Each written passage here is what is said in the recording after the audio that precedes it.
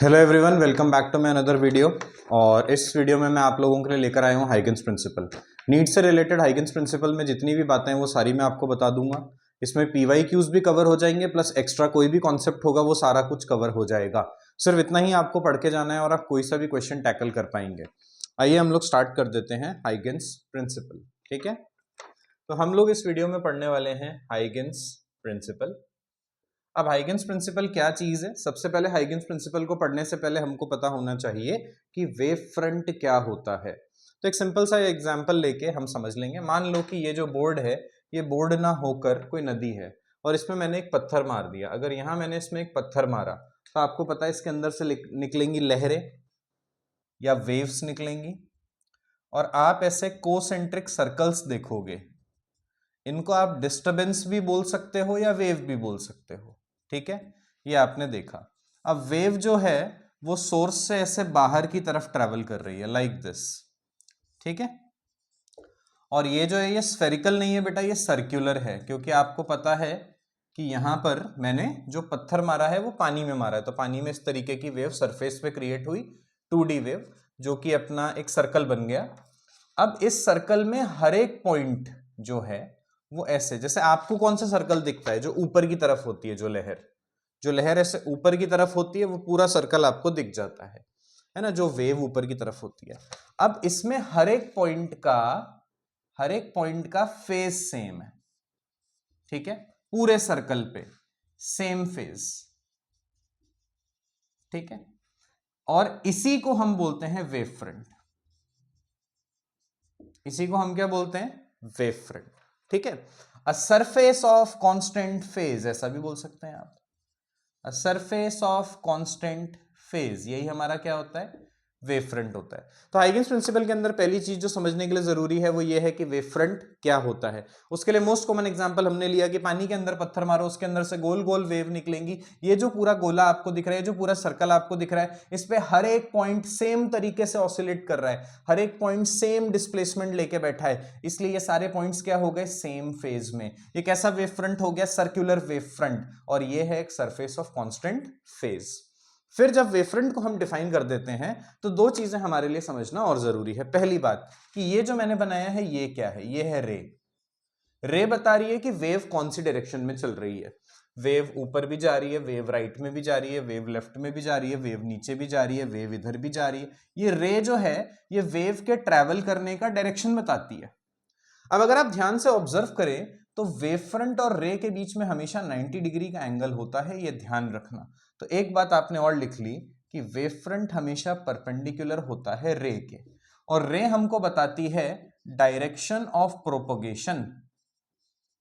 रे हमको क्या बताती है? डायरेक्शन ऑफ प्रोपोगेशन, यानी wave front is perpendicular to the direction of propagation of wave. अब आपको एक बात समझनी होगी कि वेव तो चलती ही है, पर वेव कैसे चलती है? जब किसी भी मीडियम में पैदा होने वाला डिस्टरबेंस मूव करता है तो वेव मूव करती है। जैसे यहां पे सर्कल क्रिएट हुआ तो आप देखेंगे धीरे धीरे ये सर्कल फैलता जाएगा, बड़ा होता जाएगा। तो सर्कल बाहर की ओर चल रहा है, यानी वेव भी ऐसे बाहर की ओर चल रही है।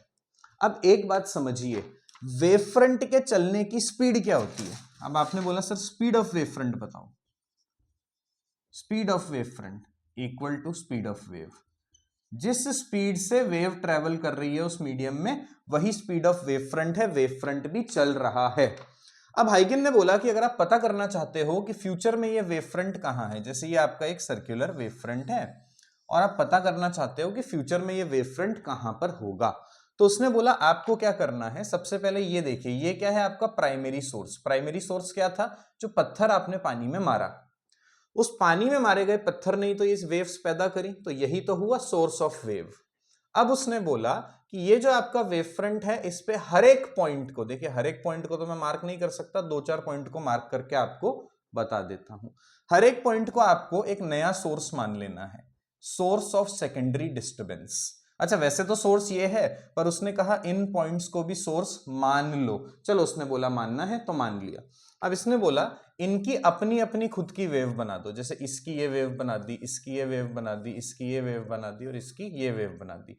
इन चारों की अपनी खुद की वेव बना दो। फिर ये जो वेव आपने चारों की बनाई है, क्योंकि वेव तो बेटा ऐसे ही पैदा होगी ना सर्कुलर, उन पे डाल दो एक कॉमन टेंजेंट। ऐसे ही करके अगर आप हर एक पॉइंट के लिए ये चीज कर देते हो तो आपके पास एक ऐसा नया सर्कल आ जाएगा। ये जो वेव फ्रंट था जिसपे आपने पॉइंट बनाए थे, इसी वेव फ्रंट का फ्यूचर है ये, क्योंकि इन पॉइंट से ही ये वेव्स पैदा हुई और बाद में इन पे जब हमने कॉमन टेंजेंट डाला तो हमें ये मिला फ्यूचर ऑफ वेव फ्रंट। यानी इसने बताया अगर आप पता करना चाहते हो कोई भी वेव फ्रंट फ्यूचर में कहां होगा तो आपको हर एक पॉइंट को नया सोर्स मानना है, सोर्स ऑफ सेकेंडरी डिस्टर्बेंस आप चाहें तो लिख सकते हैं। इनको आपको मानना है सेकेंडरी सोर्स, सेकेंडरी डिस्टर्बेंस का सोर्स। इनके अंदर से आपको वेव्स निकालनी है। इन वेव्स को क्या बोलते हैं? Secondary wavelets. उन पे आपको मारना है कॉमन टेंजेंट। क्या मारना है? Common tangent. कॉमन टेंजेंट हमको क्या देगा? Future position of wave. Common tangent हमको क्या देगा? Future position of wave. अब कई बार बच्चे मुझसे पूछते हैं कि सर अगर वेव की फ्यूचर पोजीशन पता करनी है तो ये सब करने की क्या जरूरत है? हमें तो पता है कि थोड़ी देर के बाद वेव, जैसे मान लीजिए वेव चल रही हो 10 मीटर पर सेकेंड से, मान लीजिए, है ना, और टाइम कोई दे दे हमको 1 सेकेंड, तो हमको पता है वेव कितना डिस्टेंस चल जाएगी, 10 मीटर पर सेकेंड इंटू 1 सेकेंड यानी कि 10 मीटर। तो बच्चे कहते हैं सर आपको ये सब करने की जरूरत नहीं है, आप तो बस ऐसा करो, उसको हटा रहा हूं अब, है ना, कुछ और समझाने के लिए। तो क्या कहते हैं बच्चे? बच्चे ये कहते हैं कि सर ये सब करने की क्या जरूरत थी, अपन तो बेसिकली ये वेव बना लेते। अब अपन को पता है कि ये कितना आगे बढ़ने वाली है, 10 मीटर। तो अगर इसका रेडियस r है तो एक r में 10 मीटर और जोड़ के एक बड़ा सर्कल बना लेते। ये पता चल गया हमको फ्यूचर।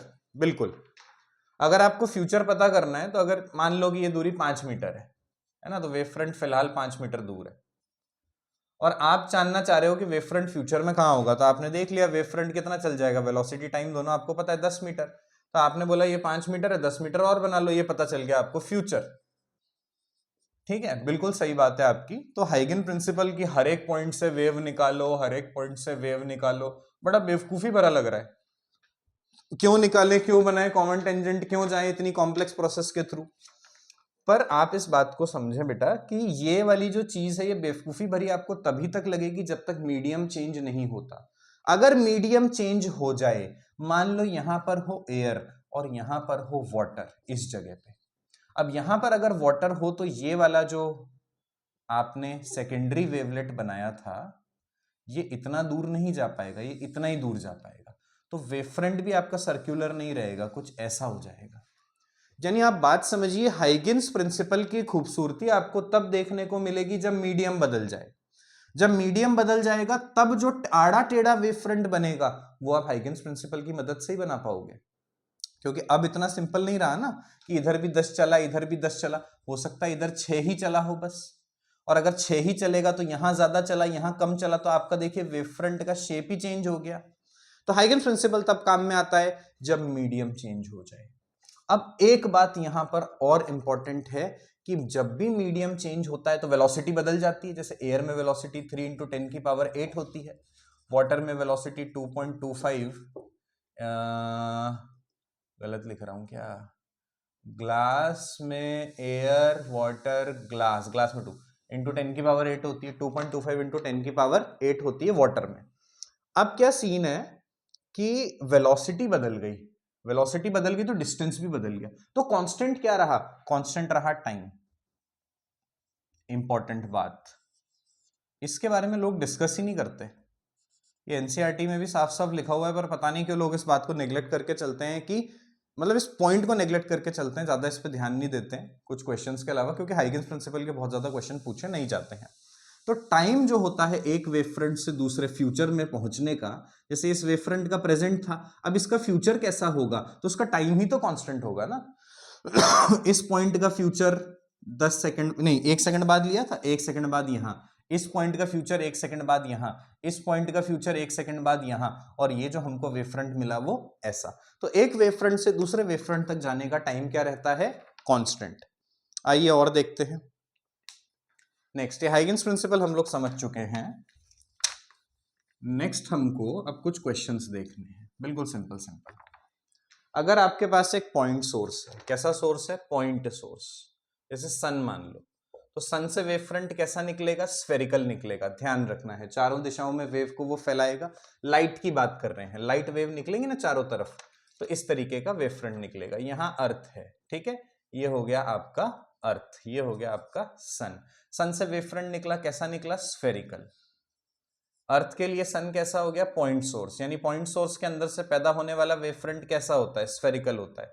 अब ये जो स्फेरिकल वेव फ्रंट है, इसमें इंटेंसिटी का क्या रिलेशन है डिस्टेंस के साथ, तो याद रखें intensity is inversely proportional to r square. और इंटेंसिटी क्या होता है, डायरेक्टली प्रोपोर्शनल टू एम्पलीट्यूड का स्क्वायर। तो एम्पलीट्यूड और आर का रिलेशन क्या हो गया, ये एम्पलीट्यूड और डिस्टेंस का रिलेशन, इंटेंसिटी और डिस्टेंस का रिलेशन किसके लिए, स्फेरिकल वेव फ्रंट के लिए। अब एक बात समझिए, अर्थ के लिए सन कितना दूर है, बहुत दूर, तो इनफाइनाइट डिस्टेंस आप मान सकते हैं। तो ये जो स्फेरिकल वेव फ्रंट जब अर्थ पे पहुंचता है तो अर्थ को ये कैसा लगता है, प्लेनर। ये वाली बात ध्यान रखें कि जब सोर्स बहुत दूर हो तो जो वेव पहुंचती है वो भले ही स्फेरिकल हो पर हमको कैसी लगती है, प्लेनर। तो सन से आने वाला वेव फ्रंट अर्थ पे, जैसे अर्थ का सरफेस है, सन से आने वाली वेव्स ऐसे आती हैं लाइक दिस, और ये जो वेव फ्रंट होता है वो कैसा होता है, प्लेनर। इसको कहते हैं प्लेनर वेव फ्रंट, है ना। तो आप समझ गए, जब सोर्स इंफिनिटी पे होता है तो प्लेनर वेव फ्रंट होता है, सोर्स इंफिनिटी पे होता है तो प्लेनर वेव फ्रंट होता है।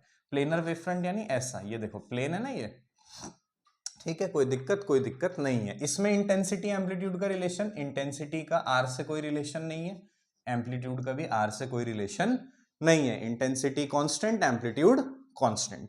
इसके बाद मान लीजिए आपके पास लाइन सोर्स हो लाइक दिस जैसे मान लें बहुत बड़ी ट्यूबलाइट हो, बहुत लंबी ट्यूबलाइट हो, इसके अंदर से कैसा वेव फ्रंट पैदा होगा, सिलेंड्रिकल। कैसा वेव फ्रंट पैदा होगा, सिलेंड्रिकल वेव फ्रंट। देख लीजिए, ठीक है ना, ये ट्यूबलाइट है, इनफाइनाइट ट्यूबलाइट, तो इसको आपने क्या बोल दिया, लाइन सोर्स।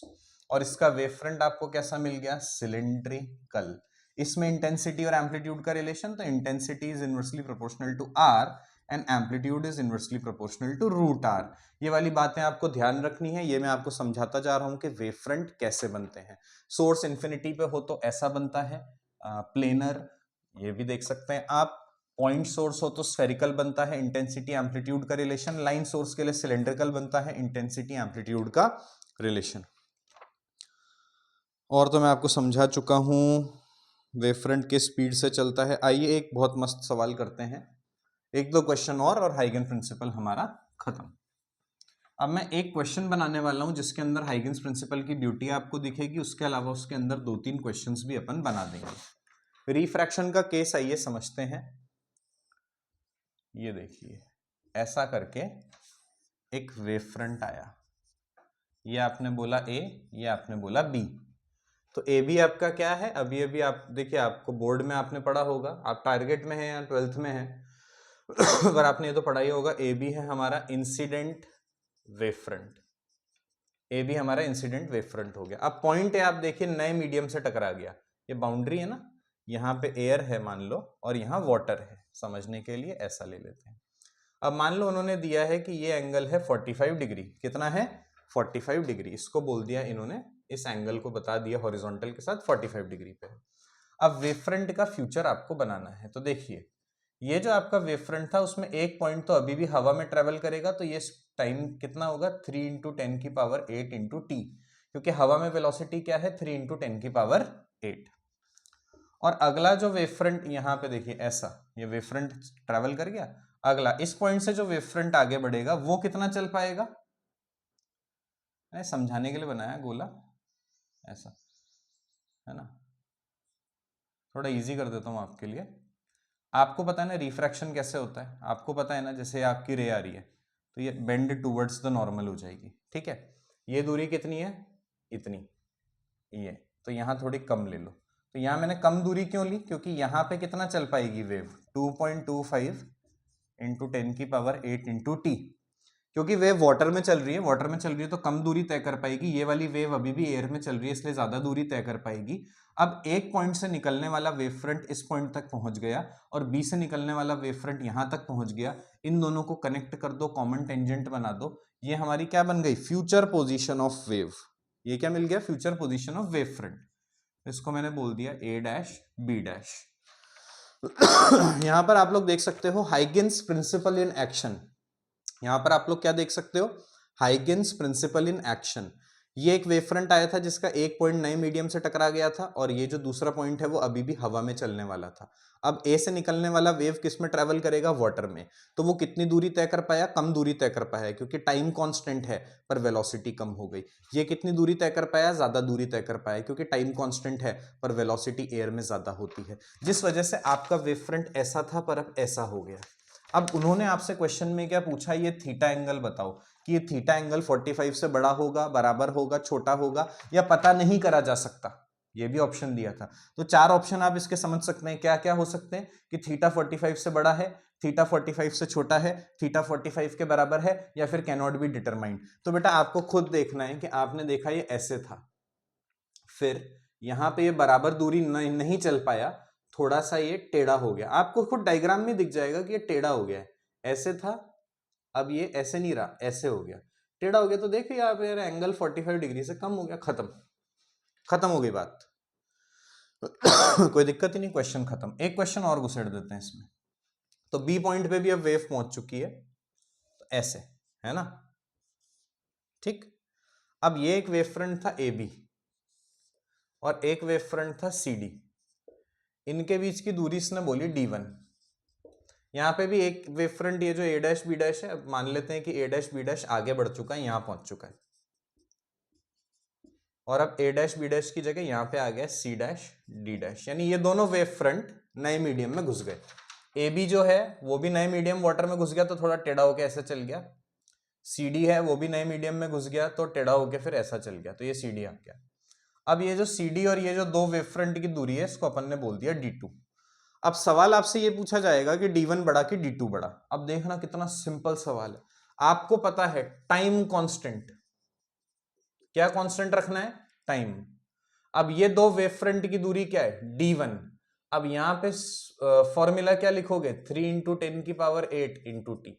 यहां d2 में फॉर्मूला क्या लिखोगे, 2.25 इंटू 10 की पावर 8 इंटू टी। तो खुद ही देख लो ना बेटा, टाइम कांस्टेंट रखोगे, स्पीड इसमें ज्यादा है, तो ऑब्वियसली d1 बड़ा होगा d2 से। हो गए क्वेश्चन, समझ गए क्या, ये क्वेश्चन हमारे हो चुके हैं।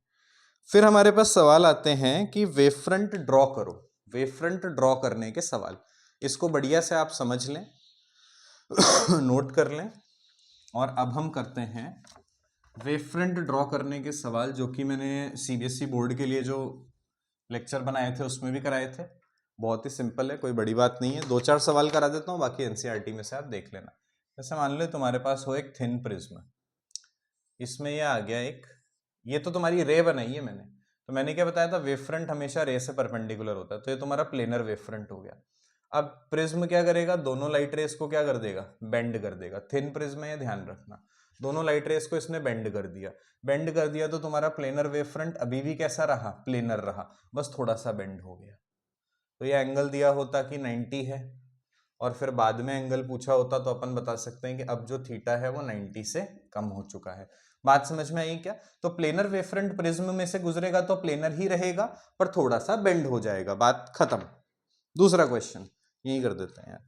दूसरा, जैसे कि ये मान लीजिए आपके पास है एक कॉन्वेक्स लेंस, इसके फोकस पे एक पॉइंट सोर्स है, तो इसके अंदर से ये रेज निकलेंगी इस तरीके से, ठीक है। वेव फ्रंट कैसा बनेगा, ऐसा, ये आपका वेव फ्रंट हो गया, कैसा, स्फेरिकल एंड डाइवर्जिंग। रेस कैसी है, डाइवर्जिंग, दूर दूर जा रही है ना, तो वेव फ्रंट कैसा हो गया, स्फेरिकल एंड डाइवर्जिंग। लेंस में से गुजरने के बाद इनका क्या होगा, ये रेस सारी की सारी पैरेलल हो जाएंगी प्रिंसिपल एक्सिस के, तो वेव फ्रंट कैसा हो गया, प्लेनर। तो लेंस ने क्या करा, spherical and diverging wave front को प्लेनर वेव फ्रंट में कन्वर्ट कर दिया। ऐसे ही एक सवाल और कर लेते हैं, आइए, कॉनकेव लेंस का। इसमें मान लीजिए प्लेनर वेव फ्रंट आया, अब ये इसका क्या करेगा, रेस को क्या कर देगा, डाइवर्ज कर देगा। रेस को क्या कर देगा, डाइवर्ज कर देगा। तो यहां वेव फ्रंट कैसा बनेगा, अगर आप कंफ्यूज हो रहे हैं तो आइए मैं आपको समझा दूं, या तो वेव फ्रंट ऐसा बनेगा या ऐसा बनेगा। भाई जब रेस फैलती हैं, जब रेज इस तरीके से फैल जाती हैं, तो वेव फ्रंट कैसा बन सकता है, भाई वेव फ्रंट तो गोलाकार ही बनेगा, ऐसा स्फेरिकल। जब रेज आपकी ऐसी हो या ऐसी हो, तो वेव फ्रंट तो या तो ऐसा या ऐसा ही बनेगा। अब इन दोनों में से सही डायग्राम कौन सा? ये कितना बना रहा है रेस के साथ? 90, तो ये सही है। क्या ये 90 बना रहा है? बिल्कुल भी नहीं, तो ये गलत है, ऐसा नहीं होगा वेव फ्रंट। तो वेव फ्रंट आपका कैसा हो गया? स्फेरिकल एंड डाइवर्जिंग, क्योंकि रेस कैसी हो गई आपकी? डाइवर्जिंग। इसी के साथ आप देख लें, अगर आपके पास कॉनकेव मिरर होता, तो कॉनकेव मिरर में मान लीजिए कि प्लेनर वेव फ्रंट आ रहा होता, तो इन रेस को मिरर से रिफ्लेक्ट होने के बाद कहाँ मिलती? फोकस पे। तो ये भी आपका वेव फ्रंट कैसा हो गया? कॉनकेव एंड कन्वर्जिंग, क्योंकि ये पॉइंट एफ पे कन्वर्ज हो रही है रेस। तो ये वेव फ्रंट ड्रॉ करने के सवाल भी आपके आ सकते हैं। आप बोलेंगे सर ये एमसीक्यू में कैसे आएगा? तो बेटा एक तो आपको बता देंगे कि मिरर पे प्लेनर वेव फ्रंट गिरा है। अब वो आपको 4 ऑप्शन देके भी पूछ सकते हैं कि किस प्रकार का होगा रिफ्लेक्टेड वेव फ्रंट। ये रिफ्लेक्टेड है, ये कैसा है? रिफ्रैक्टेड है, ये रिफ्रैक्शन होने के बाद पैदा हुआ है। तो इंसिडेंट वेव फ्रंट कैसा होगा वो आपको वो बता देंगे। और फिर आपका जो रिफ्लेक्टेड या रिफ्रैक्टेड वेव फ्रंट है उसका शेप आपसे पूछ सकते हैं, डायग्राम्स भी दे सकते हैं 4, जिसमें से एक आपको चूज करना होगा, या फिर वो आपको इंग्लिश में भी लिख के दे सकते हैं कि आपका रिफ्रैक्टेड वेव फ्रंट कैसा होने वाला है। You have to choose the correct option. बात क्लियर? नेक्स्ट जो देखते हैं, जो एक्चुअली में हाइगेन्स प्रिंसिपल पे सवाल आया था इन 1988। तो अभी तक मैंने आपको बहुत सारी बातें बताई, पर नीट का अगर अपन पीवाईक्यूज देखें, नीट की बात मैं कर रहा हूं, तो हाइगेन्स प्रिंसिपल बहुत ज्यादा पूछा नहीं गया। हाइगेन्स प्रिंसिपल पे एक सवाल आया था, ऐसे ही समझा देता हूं आपको। इसमें लिखा है हाइगेन्स प्रिंसिपल क्या रिफ्लेक्शन को समझा सकता है? वैसे तो एमसीक्यू आया था, मैं आपको ऐसे ही समझाऊंगा और फिर जाके आपको नीट के सारे पीवाईक्यूज करने हैं। अगर मेरे लेक्चर देखने के बाद आपके नीट के सारे पीवाईक्यू हो गए, मतलब कि आपको चैप्टर समझ में आ गया। अगर एग्जैक्ट सेम क्वेश्चन मैं आपको यहां पर करा दूं और फिर वही सेम चीज जाके अगर आप प्रैक्टिस करते हो, तो आपके लिए प्रैक्टिस करने के लिए कुछ भी नहीं बचा। तो मैं आपको कॉन्सेप्ट समझा रहा हूं, उसके बेसिस पे क्वेश्चंस आपको खुद टैकल करने हैं। तो इन्होंने सवाल पूछा, क्या हाइगेन्स प्रिंसिपल रिफ्लेक्शन को समझा सकता है? बिल्कुल समझा सकता है। 12th में तो एक क्वेश्चन भी पूछा जाता है कि हाइगेन्स प्रिंसिपल की मदद से रिफ्लेक्शन को समझाओ, 5-5 नंबर में पूछा जाता है। हाइगेन्स प्रिंसिपल की मदद से रिफ्रैक्शन को समझाओ, 5-5 नंबर में पूछा जाता है। तो हाइगेन्स प्रिंसिपल रिफ्लेक्शन और रिफ्रैक्शन को तो समझाता ही है। क्या इंटरफेरेंस और डिफ्रैक्शन को समझाता है? बिल्कुल समझाता है। इंटरफेरेंस में हम लोग ऐसा करते हैं, इसको बोलते हैं S1, इसको बोलते हैं S2, इसको बोलते हैं नया सोर्स मान लो, इसकी अपनी खुद की वेव बना दो। S2 को बोलते हैं नया सोर्स मान लो, इसकी खुद की वेव बना दो, स्क्रीन पे हो जाएगा इंटरफेरेंस। हमको क्या देखने को मिलता है स्क्रीन पे? Interference pattern. तो बिल्कुल इंटरफेरेंस को समझाने के लिए हाइगेन्स प्रिंसिपल यूज होता है। डिफ्रैक्शन में भी हम ऐसा करते हैं, हर एक पॉइंट को एक नया सोर्स मान लेते हैं, खूब सारी वेव्स पैदा हो जाती हैं और स्क्रीन पे जब ये ओवरलैप होती हैं तो स्क्रीन पे हमको क्या मिलता है? Diffraction pattern. तो हाइगेन्स प्रिंसिपल की मदद से रिफ्लेक्शन, रिफ्रैक्शन, इंटरफेरेंस, डिफ्रैक्शन समझाया जा सकता है। क्या हाइगेन्स प्रिंसिपल की मदद से पोलराइजेशन भी समझाया जा सकता है? आंसर इज नो, क्योंकि पोलराइजेशन इज समथिंग एल्स, कि एक पर्टिकुलर डायरेक्शन में वाइब्रेशंस को लिमिट करना। हाइगेन्स प्रिंसिपल इस चीज को एक्सप्लेन नहीं कर सकता। पोलराइजेशन कैसे होता है? तो Huygens principle gives the concept of wave, that is why अपन ये बोल सकते हैं कि हाइगेन्स प्रिंसिपल पार्शियली, मतलब वेव को समझाता है, एंड पोलराइजेशन वेव्स का होता है, इसलिए हाइगेन्स प्रिंसिपल पार्शियली एक्सप्लेन करता है पोलराइजेशन को, बट नॉट फुली। तो क्या अगर मैं बोलूं क्या हाइगेन्स प्रिंसिपल की मदद से मैं पोलराइजेशन को 100% एक्सप्लेन कर सकता हूं, तो answer is going to be no, नहीं कर सकते हैं। फिर एक बात आ गई, मतलब जो सवाल में आया था, चौथा ऑप्शन आया था ओरिजिन ऑफ स्पेक्ट्रा। क्या ओरिजिन ऑफ स्पेक्ट्रा को हाइगेन्स प्रिंसिपल की मदद से समझाया जा सकता है? ओरिजिन ऑफ स्पेक्ट्रा क्या है? Atoms chapter, emission spectrum, absorption spectrum, ये 2 स्पेक्ट्रम आपने पढ़े थे। अब ये आपने एटम्स में पढ़े। अब इनमें हाइगेन्स प्रिंसिपल का क्या लेना देना? ये तो क्वांटम थ्योरी पे बेस्ड है, ये तो बोर्स क्वांटाइजेशन कंडीशन से समझाए जाते हैं।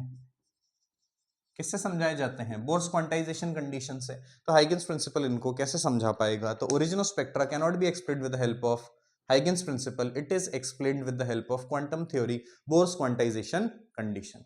यहाँ पे हाइगेन्स प्रिंसिपल से संबंधित सभी जो हमारे इंपॉर्टेंट चीजें थी सारी की सारी कवर हो चुकी हैं। इन चीजों को देख के आप कॉन्फिडेंटली जाके हाइगेन्स प्रिंसिपल के क्वेश्चन करिए, विदाउट टेंशन सारे क्वेश्चंस आपसे हो जाएंगे। Thanks for watching. अगर आपको वीडियो अच्छा लगा हो तो सब्सक्राइब करें, ऐसे और वीडियोस मैं आप लोगों के लिए बनाता रहूंगा। Thank you.